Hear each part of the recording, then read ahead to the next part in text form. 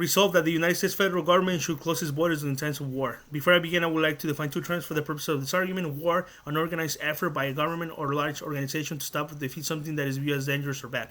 Border, the line that separates one country, state, province from another frontier line. Observation number one, inherency. Trump's travel ban on China and 26 European countries is inadequate.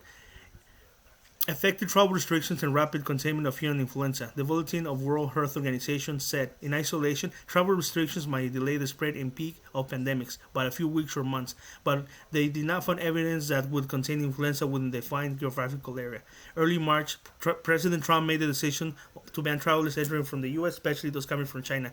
This, according to President Trump, would save a lot of lives. While this was in place, his decision to keep borders open during this pandemic has turned the United States into a country with the highest deaths and confirmed cases in the world. Observation number two, the harms.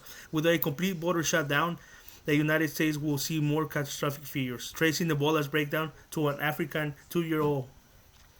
The article relating to Ebola in 2013 by the New York Times states that a 2-year-old boy living in the southern eastern Guinea became the first victim of the largest epidemic of Ebola disease. Since the death of patient zero, Africa became the largest outbreak deadly virus. As the article notes, the U.S. may endure some of the same results, and those continues to affect the ball in 2013. This becomes a result that the federal government slows its response to close its borders and downplaying the severity of the pandemic. Observations. The plan. Therefore, we present the following plan. The United States federal government should implement a complete cordon sanitaire for the entire country, followed by a national shelter-in-place order, using tactics unseen in the century country's cordon of Ebola rack area source.